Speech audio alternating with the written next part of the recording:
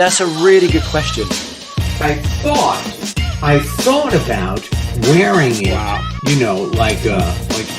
bling. Wrestling's pretty good. Thank you. Anyone else? Frank Castle is in my bones. Frank Castle is in my bones. And the things that I saw in him and that he saw in me too.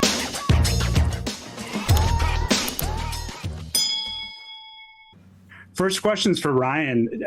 I imagine deciding how to document your guys' involvement in this project was difficult because it had to be about the franchise and the people in the town. But on the other hand, you guys are needed to drive this project. And if you're not shown a decent amount, people are like, well, what are they doing? So how hard was that balance and how do you approach it? Well, I think the early edict we had was that, we want to be a part of Wrexham's story. We don't want to drag Wrexham into our story. So I think if you're kind of looking at it with those guardrails, it's pretty self-explanatory. I mean, we don't want to center ourselves so much so that it becomes the Rob and Ryan show, but at the same time, we want to give our viewers insight into the absolutely remarkable and insane tightrope walk it is to attempt something this crazy. And unexpected. This is the third oldest professional football club on earth that plays in the oldest international stadium on earth.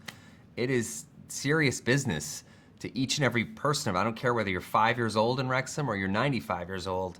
There is a passion. Wrexham AFC is running through the blood of every person out there. So it's high stakes right from the get-go. And centering the club is an easy decision because no matter how you tell the story, that's what's going to happen in the long run anyway. Rob, being from Philly, I thought that Paul Rutherford kind of embodied a lot of the Philly spirit, being a blue-collar guy, hardworking veteran. How tough was that kind of early in your ownership to have to make a decision where you part with a guy like that? Yeah, it's really difficult. We've been very careful to make sure that we're hiring the right people to make personnel decisions because we don't know enough about football to make it. But that being said, the buck will stop with us if the manager will come to us and so Phil will say, I don't think someone might have a future with us.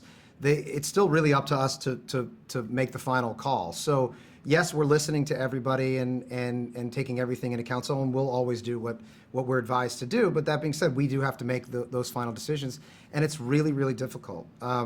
You brought up Philly. I had the pleasure of speaking with Jeff Lurie quite a bit about just ownership in general, because he's one of the best owners in professional sports, and obviously he's the owner of the Eagles, and he had great insight, really, really great insight in terms of what our role is or the way that he sees it, and it always seemed to make sense, which is that again he hires the right people to make the right decisions, and then his job is to foster the right culture.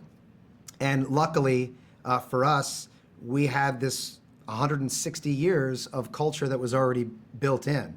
So we kind of look at our job is to help steward the 150 years of Wrexham's history into the next 150 years.